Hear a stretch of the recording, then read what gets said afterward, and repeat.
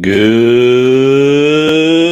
evening, ladies and gentlemen. Welcome back to the 19th hole. We are live, as always, on In Between Media. Make sure you like this video, subscribe to the whole damn channel, and jingle that bell for notifications. We have one more week to tune up for the Masters. We just missed out on a 400-1 long shot just by one stroke. That's golf. We're moving on to the Valero Texas Open at TPC San Antonio, leg 2 of the Texas swing. Let's hit it.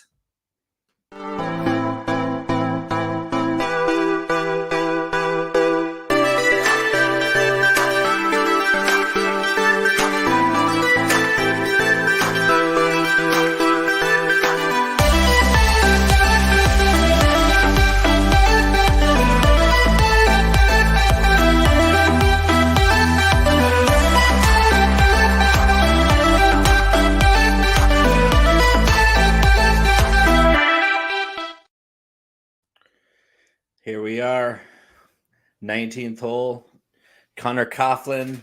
I'm Bo McBrayer, as always. This is Valero Texas Open week, Masters tune-up week, TPC San Antonio, one of the least remarkable golf courses on the PGA Tour.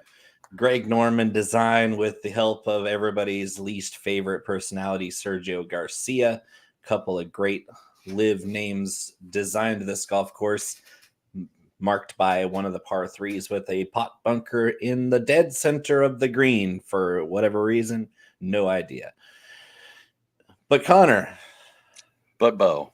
Alejandro Tosti, the big time Argentine, 5'6" and a powder keg of 350-yard drives, just couldn't quite finish the deal.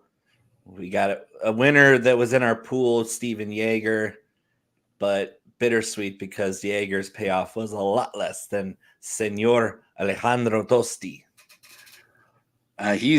Nobody is a bigger believer in Tosti than Tosti himself. That dude was. I love that guy. That guy is me. If I was 5'6", and I do speak Spanish, so I'm out there at 5'6", staring up at 6'4" Tony Finau, who's the chillest dude of all time.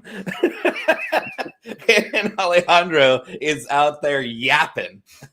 Dude, I thought Tosti was going to square up on him in the parking lot afterwards. I wanted to see it right there on the fifth hole. They were already duking it out because that was the day after Finau went out there and just lit it up for 62, had the 36-hole lead. But he was scuffling on Saturday, ended up shooting 2 over that day. And so he was already in kind of a pissed off mood because he started off real slow that round. Tosti, of course, is blazing hot with 68 or better in all 4 rounds. Love that guy. 400-1. It's still paid at plus 850, a top 20 finish for me. So thank you, Alejandro, for the money. And let's get some respect on that kid's name because he's super young. He's not polished yet as a professional. That was apparent. The pressure definitely got to him. He even admitted to that. He was pretty nervous out there. It was the first cut he's made this season. So I was on him for the simple fact that he was a good course fit and the metrics lined up well. Even though he wasn't making cuts yet, he was still playing pretty well. Yeah, and he's a player over the last, I don't know what, year or so that like we've hopped on, especially when you like kind of minimize the accuracy. The wayward drive penalty. If there's not much of a penalty for hitting it out of the fairway, then Tosti's your guy because he's your bomb and gouge perfect. He's the quintessential bomb and gouge play.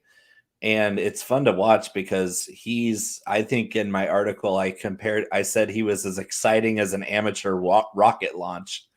And I wrote that on Tuesday last week in my write-up telling everybody to bet on Tosti. And everybody's looking at me like I'm insane. I think you gave me a little side eye last week for mentioning his name, but it was like such a long shot that I didn't blame you one bit because I didn't know whether he was going to shoot plus 12 and fizzle out of the tournament after 2 days, or if he was going to get hot and make me look like a freaking genius. Luckily, it was the latter. Yeah, and I think every 8 months or so, one of us will get on Tosti, and that's the week to jump on him, because I think last time Right? around it was Yeah. me, and you're like, who? We don't mention him very often, but when we do, it seems to be the weeks where he pops off, where he's the anti-Corey Connors, where we never get Connors right. The defending champion of the Valero Texas Open. We're going to cover him. Shout out to our Canadian fans. But Tosti is a guy we've always gotten right. And that's a good thing. It's a definite good thing. And like, really, I think in a telecasts that are no longer super entertaining, like having somebody like Tosti out there, like I was just like waiting to see what he's going to do next. So here's to hoping that he's in contention more, and we get more live TV of Tosti, because yeah, like I said, he was fired up and he wasn't afraid to show everybody. I mean, fist pumping like par putts that didn't even necessarily matter. I mean, the dude was just on a roll. So I did scramble to find a couple things that made me think of Alejandro. He actually liked my comment on his post, thanking the fans for being on his side last week. And I commented, felicidades, mejor adelante, congrats, and the best is yet to come.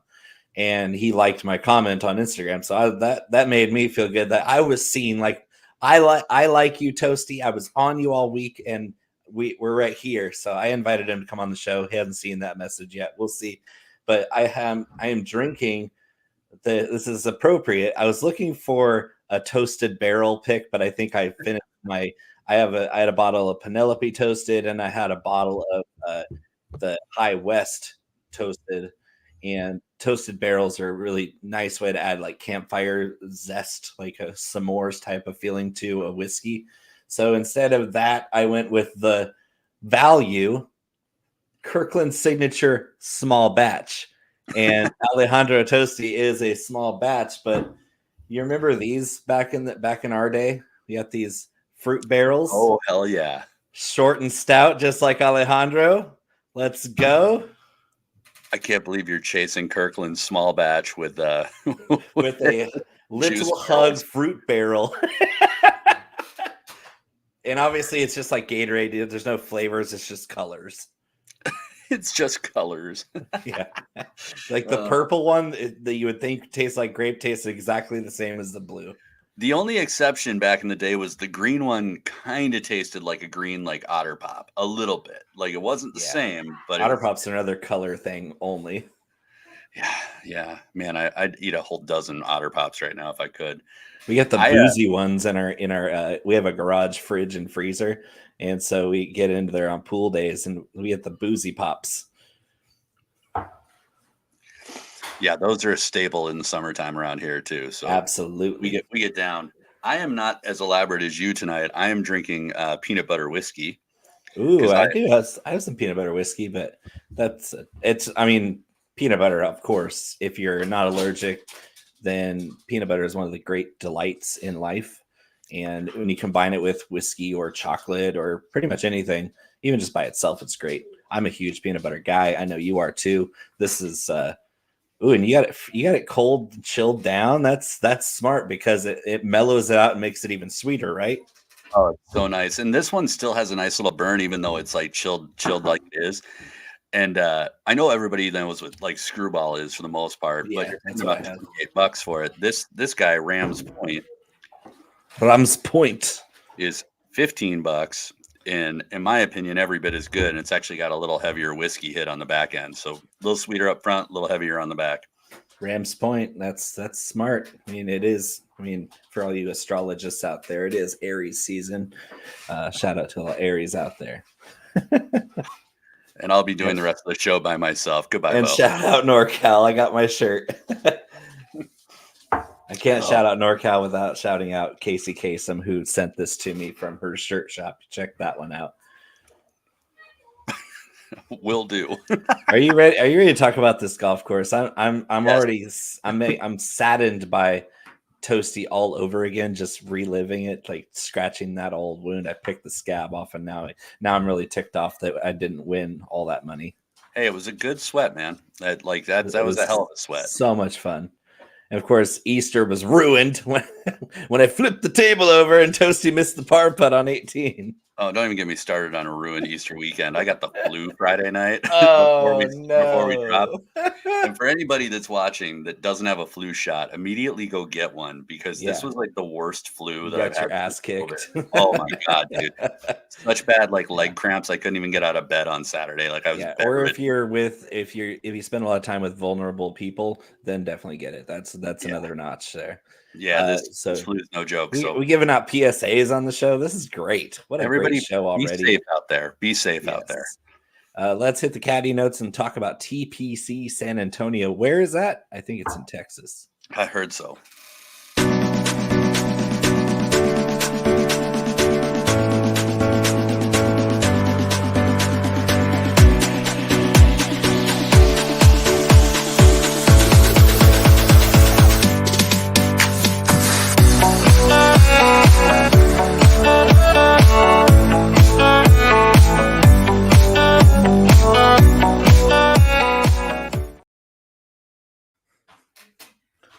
Winging it, just winging it. Funky chicken. Wow. Winging it. Wow. Bringing it back. So, as Beyonce says incorrectly, this ain't Texas. It is Texas. It's the Valero Texas Open. This used to be a pretty sparse field for Masters prep. All the guys already qualified skipped this week to go practice at Augusta National to get a little bit of a heads up on how the course is rolling.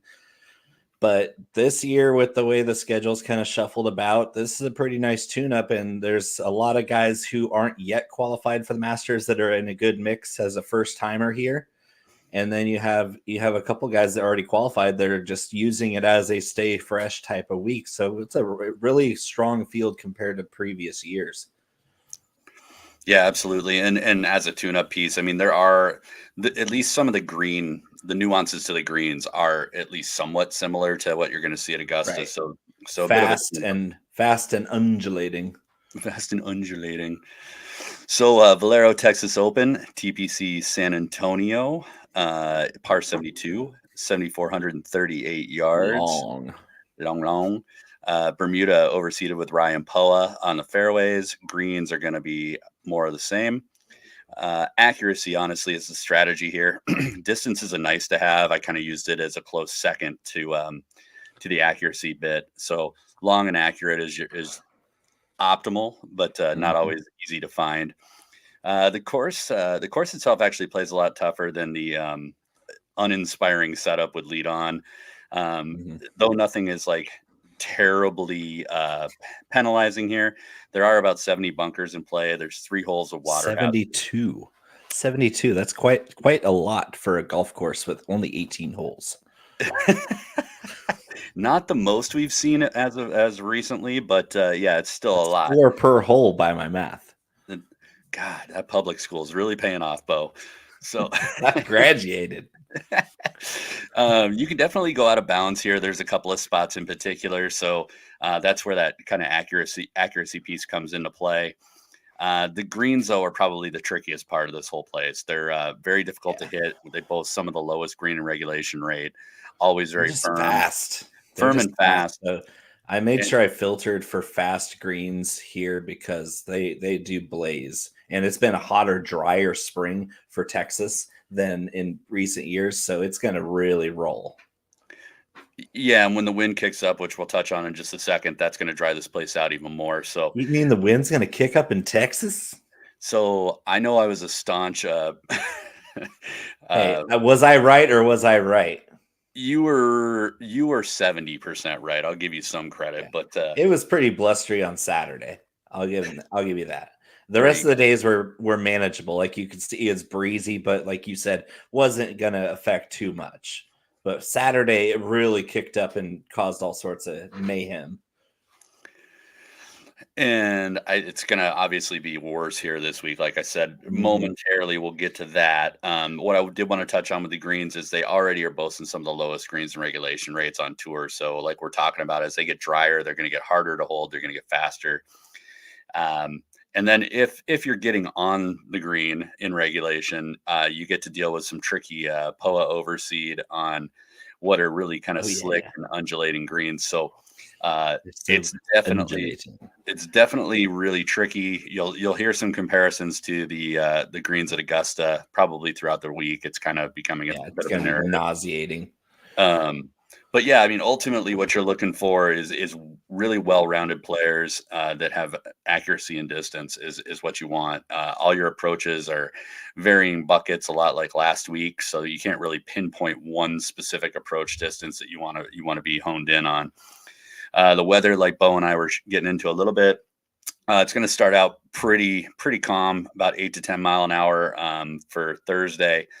You're going to start getting into the gusts in the upper 20s by midday Friday. And then into Saturday, you're going to see sustained winds of up to 20 to 30 miles an hour. So it's going to be pretty brutal. The only thing that's kind of up in the air, in my opinion, right now is what's going to happen on Sunday. If the weather front kind of sits and hangs, or we get a little bit of whiplash from it, you're going to have to see some pretty tricky conditions again on Sunday. If it clears out of here like it's supposed to, then Sunday's going to be a bit more of a scoring fest. I think it's going to be a lot more gettable for these guys. So I would say winning score is probably going to be somewhere, depending on how brutal it plays on Friday and Saturday, probably somewhere between 10 and 15 under. It's hard to pinpoint. I just don't know exactly how bad.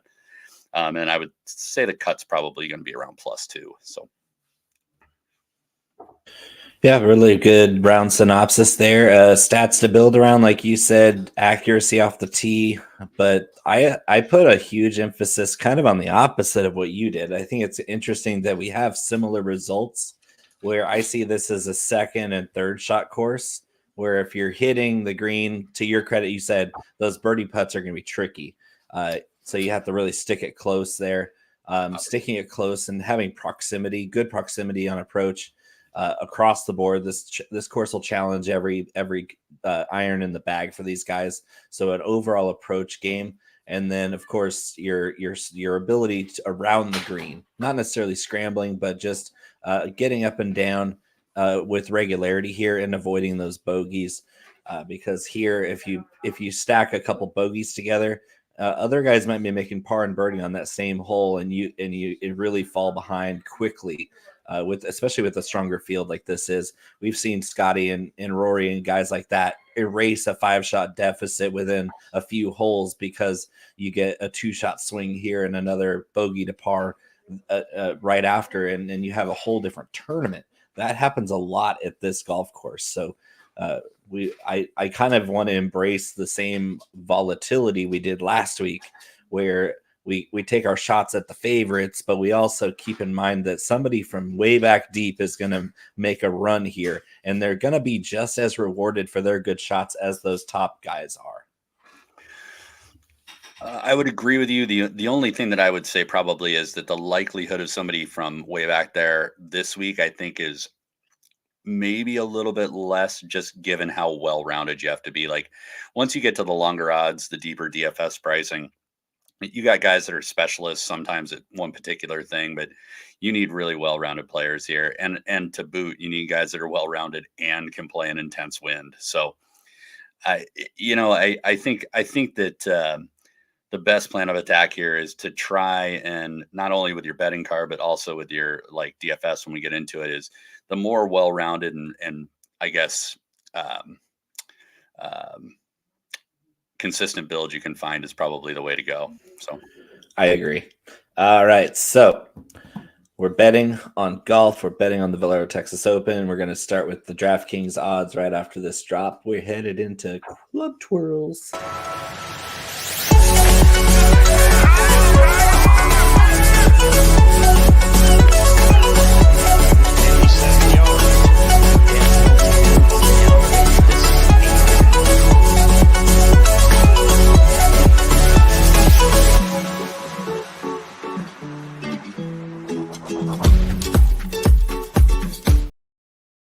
All right. Made good money last week twirling those clubs, just like Alejandro Tosti.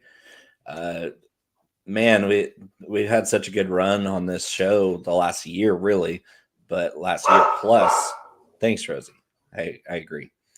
I don't know if she's barking at this time. Usually I can tell somebody's here or whatever, but this time I have no idea. Anyway, yeah, so we're looking at it's a tough tournament to judge because we have some guys that are really overpriced in my opinion, and then other guys that are in that same tier that are a good value. And so it's hard to tell whether I want to go with one that's kind of a hot commodity and maybe a little overpriced if I like them more versus somebody who I might only be looking at because their odds are soft. That's the kind of the conundrum I'm finding is building up this betting slip with guys I like versus guys that I can get better odds on. Is that your lead in to Ludvig and Hideki? Yeah. Yeah. Those are two guys that might be a little overpriced, but they're also my favorite guys. Same. So let's talk about Rory, who is getting a really short number and has been playing like ass for the last 2 months versus somebody who's just a little bit cheaper, Ludvig Aberg, he's on fire right now. And his 12-1 number is short for him, but with the way he's rolling, the way he fits this golf course, it's really hard to ignore. With Rory, the problem for me is truly that the distance stuff, the distance and accuracy. He's still probably the best driver of the golf ball on the planet. And the problem is it does play here, but the problem is he's not necessarily been showing anything that indicates he's going to take advantage of it. The wedge play has been not good, and bad. And the short game is not short good. game's been bad. So it's Rory McIlroy. I mean, he's a player that always is lurking right there. Like he can absolutely show up here, take this field by storm. But here's what you need a translator for Conor sometimes. But if you watch this show regularly and you hear any hesitation in his voice about betting Rory McIlroy, you probably shouldn't. If he's all gung-ho about Rory, you can make your own judgment, but rest assured he's probably a good play if Conor's all giddy about him. I'll be right behind Conor in that respect. I'm a huge Rory fan. But if there's any hesitation in Conor's voice about Rory, you might want to skip him this week for somebody we both like, which Ludvig Aberg is definitely that guy at the top of my list. Number 2 in my model behind the other guy you mentioned, Hideki Matsuyama, coming in, I think, 20 right now. That's pretty decent for a guy who is playing out of his mind right now. Like we're talking red hot Hideki.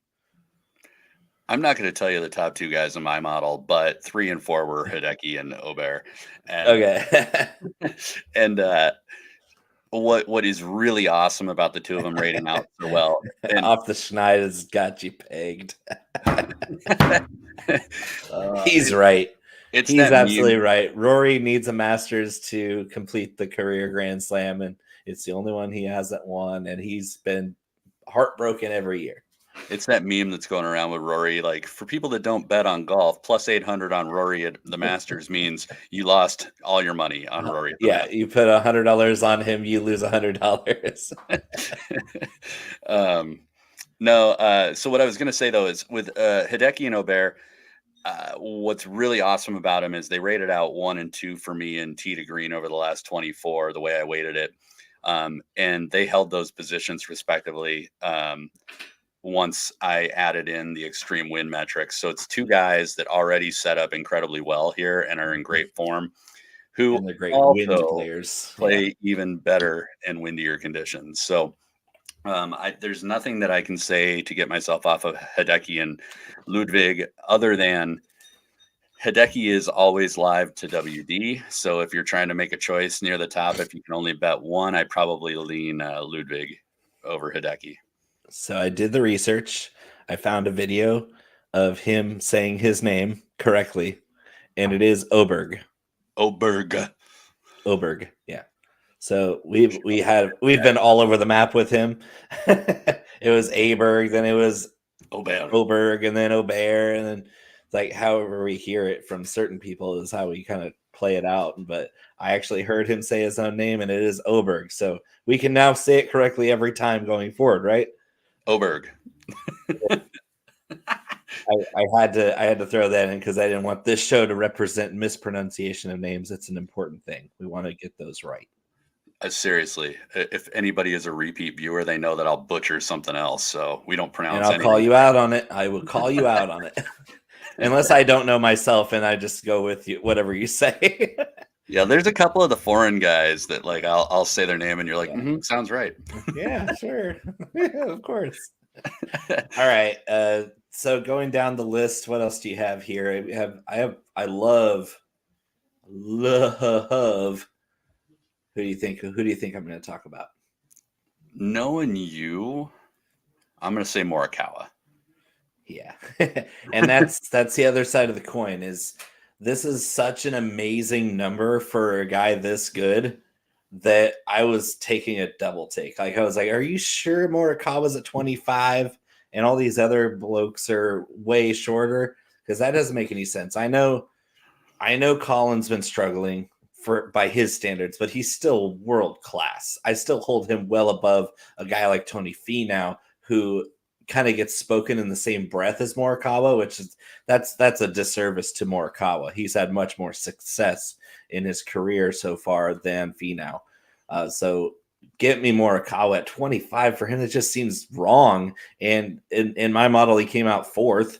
That's nothing to shake a fist at because he's definitely good here. I mean, his accuracy on approach is so good that I can't imagine him not being at the top of the leaderboard come Sunday. I think he's got the right mix, well-rounded like game throughout the bag, I guess is what I'm saying. I think what I get a little nervous with Morikawa is the putting is just so bad. Streaky. You never know when it's going to be, because sometimes he'll come out there and he'll gain 8 strokes putting and you're like, where did that come from? And then subsequently, where did it go? Because it's when his putter is neutral, he's like Scotty Scheffler. He's out there just picking pins right out. Like he doesn't matter if they're tucked or in the wind. He's good across the board at finding greens and being close to the hole, giving himself lots of birdie putts. Whether or not they go in is whether or not he wins or competes. Yeah, I mean, I'm not gonna fight to bet Morikawa, but 25 though. I mean, doesn't that give you more of a focus on it? I just don't trust. I just don't trust that this is the week for him. Like I've got some interest in Morikawa coming up, but so Morikawa or Corey Connors. They're virtually the same player, although I think Morikawa's short game and putting over as a whole is much better than Corey Connors. And I think he's just a one notch above him, tee to green, which Connors, that's his strength of his game. He's a great driver of the golf ball, and he's amazing on approach. But his short game's non-existent. This guy can't chip or putt. He just seems to do just enough from tee to green in this tournament to have immense success in it. So maybe it's just a horse for the course that we can't ignore. I'm not a huge Corey Connors fan, but this is the one week where I'm looking at him like, that's pretty sexy at 30 for the defending champ, a guy who won again a few years ago too. Yeah, not only that, but I was surprised at how well he's actually been playing over the last 24. Like he rated out second in my model. So he's up there for me too. And it's an incredible pick. I think that he's mispriced too, isn't he? Well, I think a 2-time defending champion here who plays better in the wind. We don't need to discuss Corey Connors' putting prowess because it's non-existent. But the rest of the game, coupled with the wind play and he's decent enough off of the tee distance wise. He's accurate enough. He's just pure from like his ball striking is pure. Oh, I would say that swing is silky.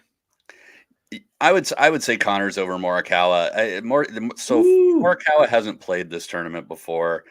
He doesn't always tend to rise to the occasion when the stuff gets rough. And then, like I said, I don't trust the flat stick with him. And these greens aren't a walk in the park. And for off the schneid, like we both use Fantasy National. So yep. We did dabble in Rick Run Good, but went back home to Fantasy National.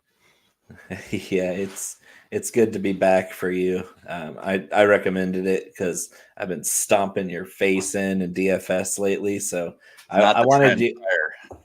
Yeah, the trend prior was what you're really made of. I think you're just going through a rough patch on the DFS side, and that's sometimes just got to shake it back, shake it up, and go back to something you know is good. We're back, baby. So I'm going to pull up my model right now while we're at it because I can share my screen from that tab. Let's pull that up. So I did want to Share touch it. on. So Yeah. before we get too far away from it, I did want to touch on Ben On, and I know I'm not the lone person on Ben On this week, but another guy that's been playing out of his mind, and really fits this course well, even before you look at the win stats. And then he's just another player that tends to rise to the occasion and win. So if you're not catching the trend with at least my picks, I'm looking at guys that are well rounded that fit the course in benign conditions, and then I'm looking to see if they play well and win. If they play well and win, they're a green light for me, and that's what Ben On is here. Yeah, I mean it's looking at guys that are in those tiers that have a lot of value. As you go, I mean Hideki, we're both in love with Hideki. We barely talked about him. This guy's just on fire. And you can get another guy at 20 or another guy at 25 or another guy at 30. This group is loaded. So if you just want to not go after Oberg and Rory, you have a cluster of guys you can confidently bet in that 20 to 30 range. It's just loaded.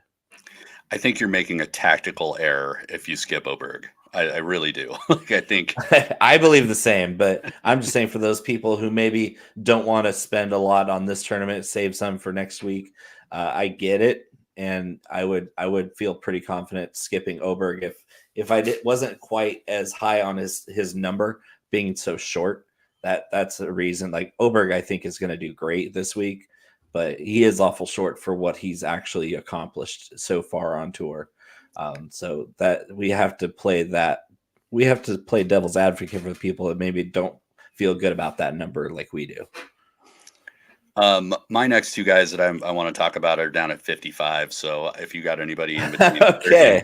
55, Uh, we have it pulled up here. I got a guy named Akshay Bhatia who's on quite a heater right now. damn you, that's And mine. yeah, I just think that Akshay is he's rolling right now, and his putting has improved so much this season that this guy's got scary talent if he's rolling the putts in.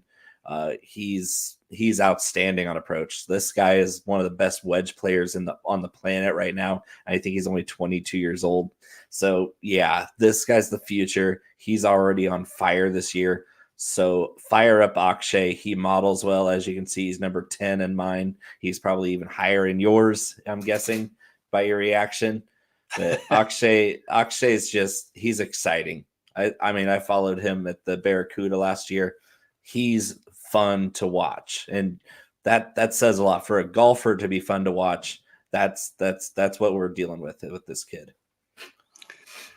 Yeah, and I think where I really came around on with Akshay is how creative he can be, and the amount of different shots that I've seen him shape now. And you've been kind of Yeah. banging the drum about what a technician he is with his irons, and Mm. I've been a little slow to come around on it. But last week, watching him You play in the saw it. windy conditions, and then the guy doesn't shoot over a 69 all weekend, and you're just sitting there going, Mhm. man, this is somebody who, like, week on week, I'm hesitant about because he's inconsistent. And then he goes out in probably the worst conditions we've had so far this year and Dices plays it the most up. consistent golf, So, Yeah. Yeah, uh, he's just impressive. He's just really impressive. And so to get his level of talent and upside at that number, that's a no-brainer. yep. So I am hammering that, and that's my next one is right below him with Aaron Rye, and Aaron Rye is another Yeah. player, good in player, been on a great streak lately. Look at that. Number 4. Number 5 in mine. So Yeah. we're right there. And he, like I said, he's another one. You add in that extreme wind filter, and he's not going to move much on you. I think he dropped maybe 2 places on mine, but yeah, just in excellent form. Played decently last week. So I'm going back to Aaron Rice. So those two guys at 55 to 1, I think are really a really good value, actually. Like kind of probably a little longer than they should be in this field, given their form.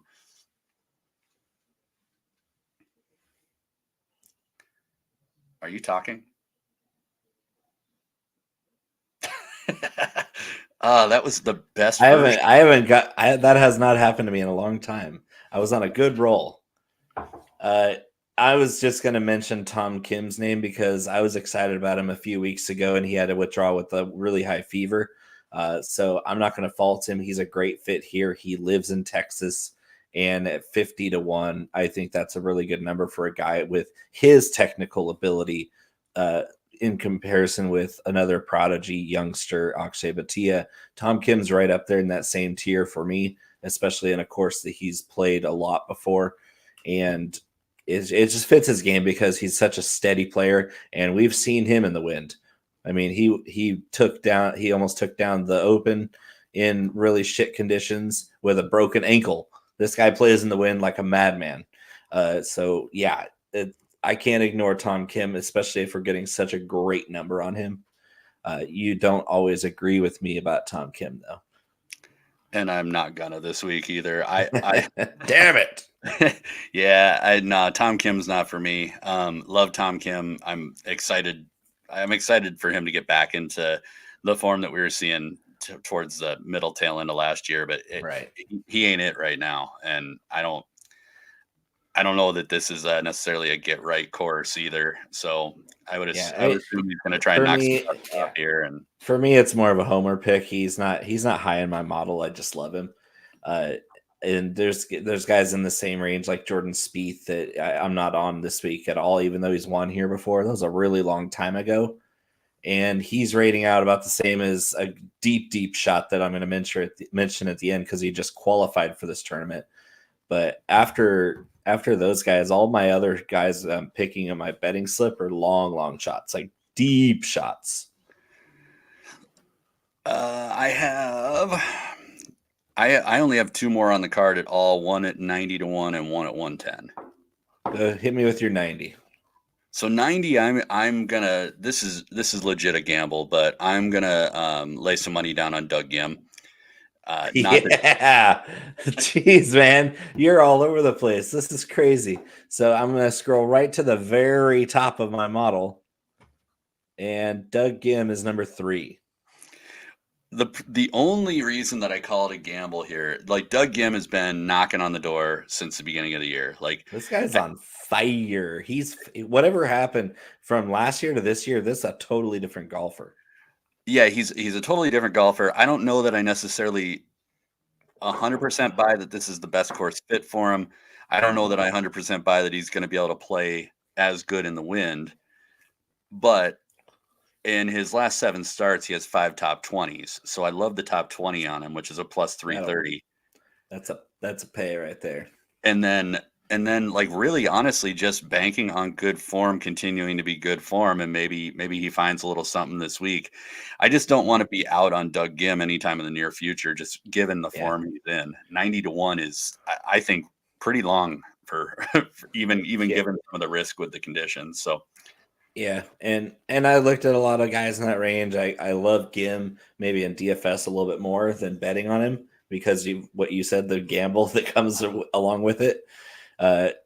But like going down to another guy who's won here before and seems they've actually changed the name of the tournament to the Valero Hoffman Open. Charlie Hoffman has been better this year than in recent years. Could he be worse? No, yeah. Compared to the 2 years prior, yeah, he could not have been worse. This year has been more of a comeback season for him, and he's always played this course well. He's won it. He's runner-up twice.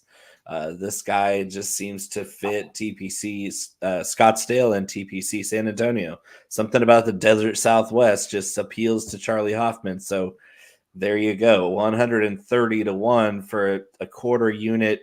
Hell yeah, party on, Wayne. Bet that's for me. That's worth it.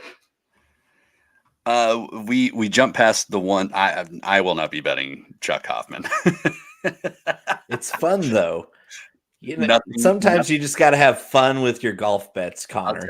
I'll tell you what. Stick your quarter unit in the nearest USPS box and address it to me, and I will send you back a bottle of something. It's way better money spent. Okay. All right. So, who's your 110-1 can't miss pick, brother? Brother. Can't miss is that's not a thing. Especially when, as far as I'm concerned. Andrew Novak is another guy. What has he ever won, though? Well, he got an 8th at Phoenix Open, which you just drew reference to Charlie Hoffman in this place. Then he followed it up with an 8 at Mexico Open. Then he followed it up with a 9th at the Classic, and then he followed up that miscut at the Players, which ain't great. 17th at Valspar, and then last week at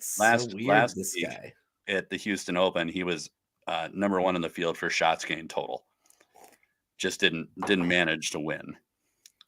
Yeah, he wasn't even. He was within like 2 or 3 shots. But so Novak, for me, this is puzzling because I don't equate Novak's name to any success. Did I say number 1? He gained 1 stroke in shots gained total with 3.1 off the tee, and if he was flat on approach. So not a stellar performance, but I needed to correct that. I was misreading that. Yeah, but he's 6th in my model, and I just can't make sense of it. 6th in my model. I can't make sense of it, though. He's number 2 on par 4s. He's number 6 on approach, 13th in bogey avoidance. He's terrible at scoring on, not terrible at anything, really. Birdies are better. It's the only one where he's kind of middle of the pack. He's in the top tier in every category. I just don't equate those stats to any meaningful success for betting.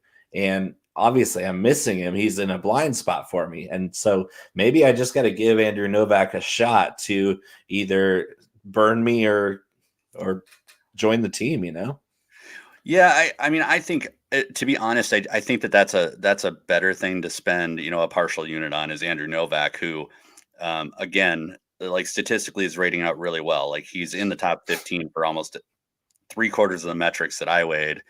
And on top of that, he's another guy that when you change it to windy, extreme wind conditions, like he's going to move up instead of down. Low ball flight. So again, it's not like a sure bet deal or anything, but he had some really good form leading up to the Players.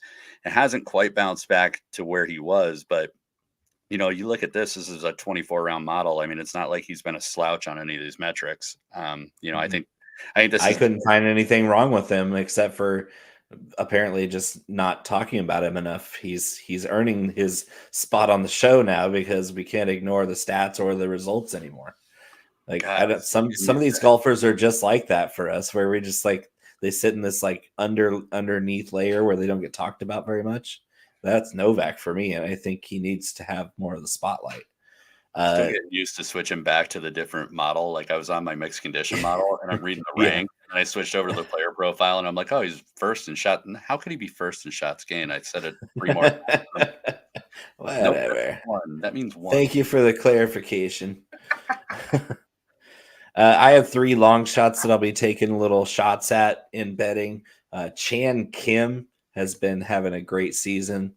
And 250 to 1 is a nice shot. Take a top 20 or top 40 flyer on him. That's where the money's at with these. I've been rolling in profits just on placement bets this year.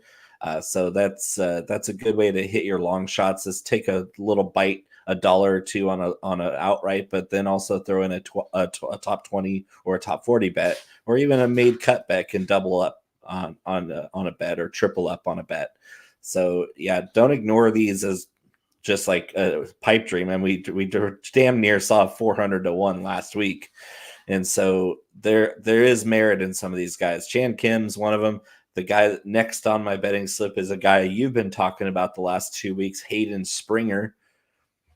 That's your boy. Hayden Springer's on my card this week. 300 to 1, pretty nice.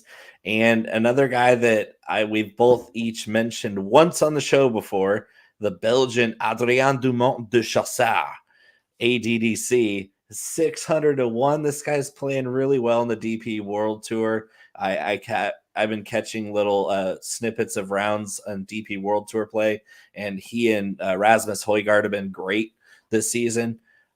Can't ignore the Belgian, who just people haven't talked about or they haven't heard of him because he's not on the PGA Tour full time yet. Let me get a run at that guy because he's got lots of talent. Are you ready for my last minute Monday qualifier edition that you and I both love at 400 to 1? Peter Quest. Peter Quest. Yes. Yes. That's our guy too. He Monday qualified. He's a bomber. We're talking this guy nukes the ball down there 340 yards a pop. And I've seen him play. He's just outstanding. He's got lots of potential. His short game's kind of been his downfall, but on this course, he can score here. So if he doesn't fizzle out in a cloud of dust or an explosion, which is more likely to happen, this is your 400 to 1 Tosti pick. This is a similar player to Tosti, where he's very volatile. He's got lots of potential to go low, but he hasn't showed the consistency quite yet. But to see him in this field as a Monday qualifier warms my ever-loving heart. Let's go, Peter Quest. We're rooting for you on this show. You'll always be a friend of the show. He gave my daughter a golf ball when we were at the Barracuda. He finished up on 18 and gave her the ball. It was her first PGA Tour event, so it was a pretty exciting moment. So always a friend of the show, Peter Quest. We're always going to root for you and potentially bet on you. This week, definitely bet on you. Yeah, let's go. All right, that's exciting. Who do you like in DFS? I'm going to hit the drop. Don't you go anywhere, but think of ponder the leverage picks that are coming up. Oh man, the club as well. This would be a wrestling slam.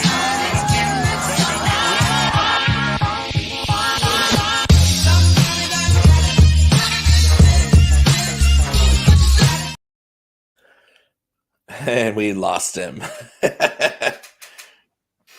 All right. No trunk slams. Connor, I'm riding a 3-week winning streak. I'm enthralled by it. I am purchasing many beverages at your expense. And it feels good. I'm gonna keep riding that wave as long as I can, and hopefully you'll get it together and we can be more competitive. That would be nice.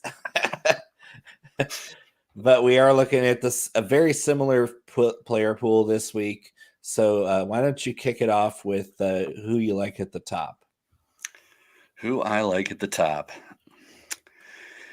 I think what I like at the top, based on the rostership that's coming in, is I probably will dabble in some Rory. I think I am going to gamble a bit using Rory. He seems to be dipping down in that 15-16% range as Aberg and Matsuyama pick up steam. So he's oddly becoming a leverage play of the top three guys. So didn't start out that way. He had a lot of heavy ownership coming in, but I'll have some Rory. Where I'm going to eat the chalk, though, is probably going to be Aberg. I think if I gotta take a stand at the top, I think I prefer Aberg here, and I'll take the ownership discount. Yeah, that's a really nice plan. I'm gonna hit the top with Rory again, just the same. He's a great scorer. Like whether he's winning or not, he's gonna score you a shit ton of DFS points. So Rory is a great start to a lineup, especially since the ownership's not out of control by any means. So like people are paying attention to Rory's recent form. It hasn't been great, and so the ownership's kind of cooled off in a good way for us to play Rory at the top of our lineups. And maybe even get a little different in the process just by proxy of him sucking it up lately. I mean, it's him and Hideki for me, with a lot of Aberg and a little bit less Morikawa, because that top tier is nice. I want a nice mix of all those guys at the very top, because I think they're all going to be live to score a lot of points. I think I mean, really getting down from there, I've already kind of told you I'm out on Morikawa. It's a nice leverage play. It's projected around 8%, which is Oh, that's nice. really, really nice up at the top. Oh yeah. I think for me, it's Spieth at 9,500. There's just something Ooh, about the place interesting. that works for Spieth, and and really, when you think about it, of course, it works for Spieth. You can be wherever you want off the tee, pretty much, and then you just got to Yep. be really creative at getting up and down, which is Second and third shots. I mean, the only downfall is Speed's approach game's been horrendous this year. It's a really odd thing to see because typically his second and third shots are some of the best in the world. So that's the one hesitation I have with Spieth is his approach game form has been bad. yeah. I mean, it's just not the first time you see that with Spieth. I don't He gets a little necessarily. squirrely at times. Yeah, you don't. I don't think you always see it coming with him when he's going to get it all together. So he's got decent history here. I think he won this 2 years ago, 3 years ago. Yeah. So yeah, I'll take Jordan Spieth and kind of windy Texas conditions on a course he's won at before, with little or no penalty off the tee. Yeah. Makes sense. Yeah. And we haven't even talked about Max Homa. He's kind of a sleepy one in here too. But Connors is there. I mean, Ben on you talked about it a little bit earlier. Popular pick is Billy Horschel. I'm not seeing it. Is there something I'm missing out on with Billy Horschel? He played well last week, but before that, it was nothing. I think he's kind of looks like he's rounding back into form. People are probably trying to be a little bit early on him. Homa's kind of the same way. Like Homa really hasn't been doing a whole lot of note lately. And then, Corey Connors, I love the bet. I kind of hate the DFS play. It feels like we're overpaying for Corey Connors. 26% at $9,400 is just, It's rough. yeah. I'll happily Especially, yeah. I mean, it's nice to think that he could win again here, but at what cost do we sacrifice his median scoring on DFS? Not great. So if he doesn't come out guns a-blazing again this week, then we're getting burned with all that ownership. I'm with you there. Yeah, and we haven't even talked much about the T splits, but I don't know what T split he got either. So Me neither. Yeah, let me pull that up here. Who are you talking about? Corey Connors, and he is a good wind player, but Corey Connors got AM PM.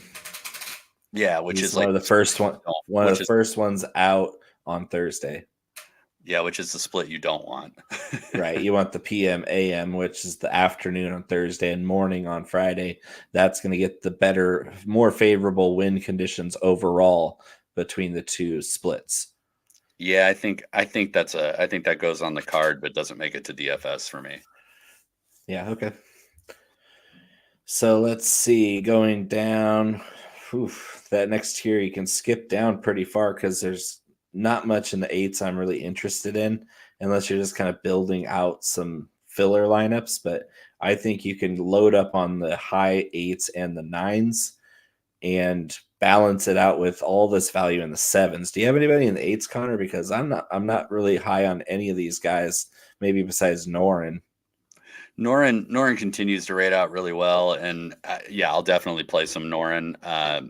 Number 1 in this field in bogey avoidance, number 9 in accuracy off the tee, number 6 on greens and regulation, number 8 in par 5 scoring, can play in the wind. 8,700 actually, when you compare it to players like, nice. When you compare like what Noren is rating out versus guys like Max Homa, that's getting approaching twice his rostership projection. Sheesh. Yeah, Noren at 8,700 seems like a good value here. So, yeah, and I'll have some Tom Kim because I believe in him. But I'm going down to Bezadenhout at 7,900, Rye, Batia. Yep. Yeah, Kashmir Keith. High sevens is so packed with good guys that I think I can skip a lot of the eights most of the time to just load up on this range with so much value packed into it. Yeah, I'm probably a little more concentrated here. This is probably like my, I guess, Sweet spot. yeah. So it's a lot of Aaron Rye, it's a lot of Batia.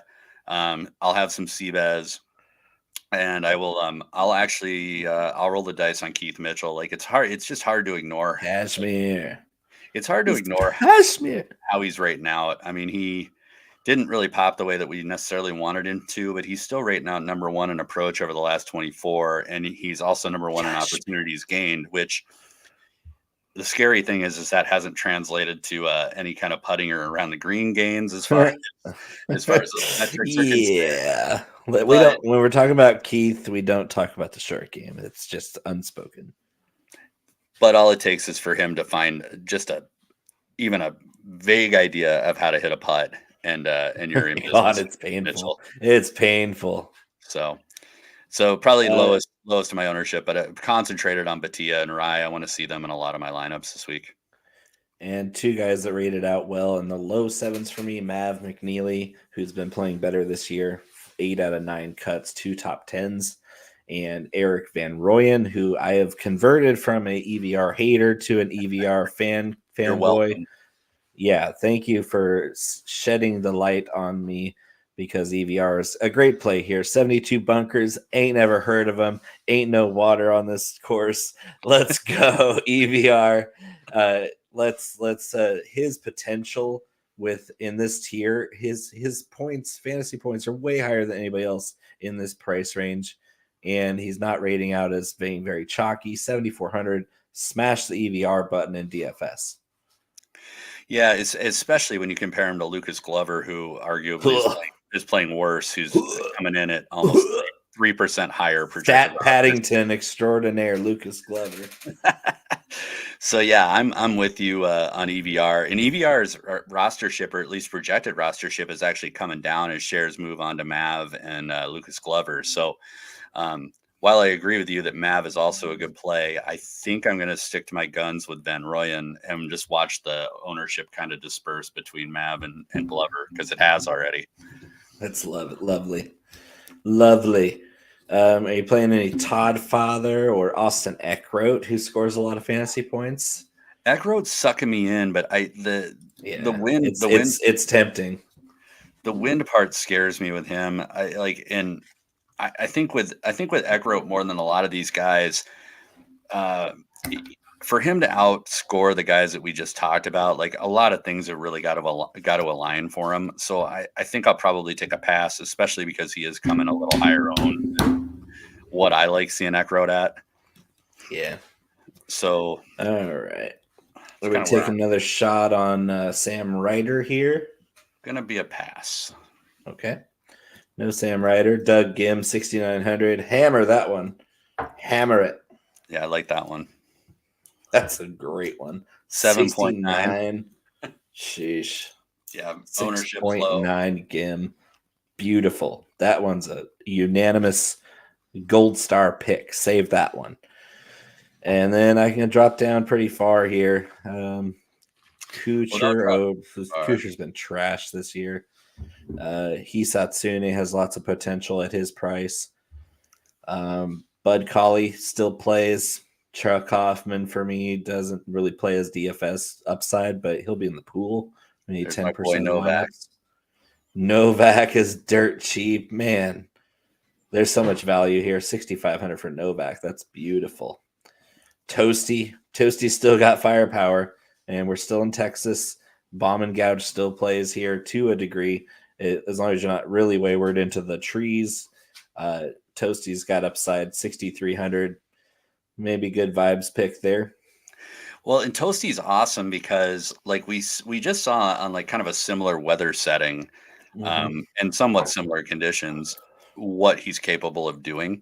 And he's got the fire in the belly right now. And the other thing I love about him is he's 1.8% projected ownership. Like, all I got to do is throw him like 2 lineups, and I'm already over the field. So my top scoring lineup last week was gargantuan. It was a beauty of a lineup because I had Scotty at the top and I had Tosti at the bottom, and he was like 5,400, and he was 0.43% owned.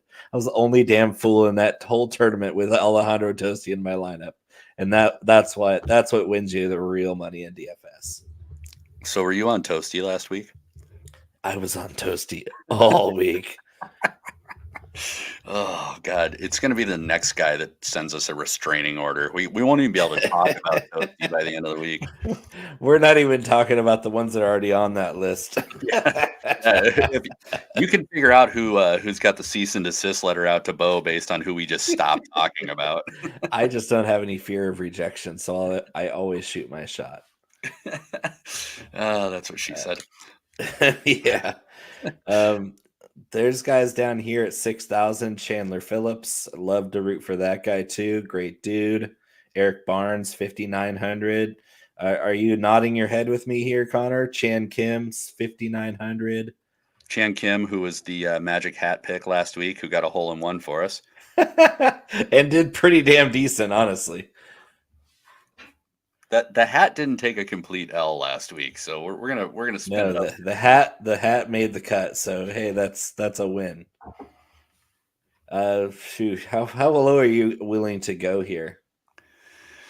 I'm gonna be super interested to see what Peter Quest loads in at. I would imagine DK is gonna add him probably at sometime between now and tomorrow afternoon. But I would anticipate he's gonna be down here in the five. He's in 5,200. Did I just skim over him? Yep. So Peter Quest is about probably as far down as I'm going, 5,200. Pretty low. 5,200 is plenty low. Adrien Dumont de Chassain is 5,400. He'll be in my pool, maybe 10-15%. Just to he's the same price as Tosti last week, even deeper odds than Tosti was. I just think he's got a lot more in the tank than people realize because he's not a household name yet. But this is another guy we're going to be talking about in the next couple of years on this show, saying, hey, remember when you first told you about the Belgian Dumont de Chassain? Yeah, that like du Chassain. Like, douche. Do or do not Chassain. Douche, you, sir. Got it. Yeah, so it's for me, it's just taking shots on these guys with a lot of potential, and we both watch a lot of the Corn Ferry Tour and collegiate golf and DP World Tour to kind of give you guys a heads up on who we're going to be talking about for a long time. That's the whole name of this game. This show is very thorough. Am I right, Connor? Very thorough. Fine tooth comb. I'd argue the most thorough.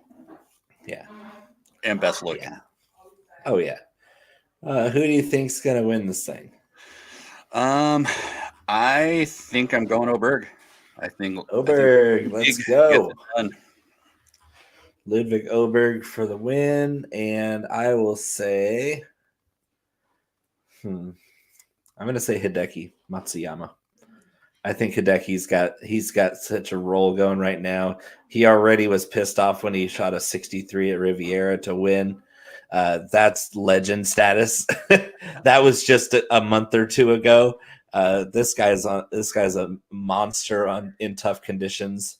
So give me Hideki Matsuyama at 13 under par. Love it. First round leader. Let's get crazy with it. I think we can go deep here. I think it's going to be one of those lower guys that gets off to a hot start. What about our guy? Oof. Ooh, these odds are really fan. There's too many good ones to pick from in this range here. Let's see. Odds aside, just who do you think? Let's see. Damn it. Who's yours? Who's your first round leader? 9:15 a.m. start time on Thursday. I'm gonna ride with Aberg on that too. Wow. Okay. I'm gonna go Eric Van Rooyen. Wild pick, but first round leader. He's a hot starter, and when he's done really well, he's just kind of held on the weekend. I think he's got the makeup to go low on a Thursday. So that's my pick. Yeah, no, Ludwig's going to need to go out and get it done, because that PM shift that he's doing the following day is not going to be No, that's not going to be a cakewalk at all. All right, well, next week is the week to end all weeks, a stroll down Magnolia Lane. Hello, friends. We'll be back for the Masters, not from Augusta National Golf Club, unfortunately, but we'll be wearing green. We'll be sipping azaleas. And Connor finished the show with our hat pick. Chan Kim, hole in one. I got a straw hat for you. See, it's a real hat. It's funny because it's not a normal size hat. It's got to fit your noggin. Who is it? Now I got to put the hat down. It's number 103 on the list. Well, that is probably a little deeper than we want again this week, but let's see what we got. Hey, let's roll with it. Brendan Todd. The Todd father. Let's go, Todd. That is actually better than I expected with the hat pick. So, hey, Brendan Todd, let's freaking go. I actually like that one. Good job, hat. Me too. That's a good hat. Nice hat. All right. Join us next week for the Masters. From Conor Coughlin, I'm Bo McBrayer. This is In Between Media. Hit the outro.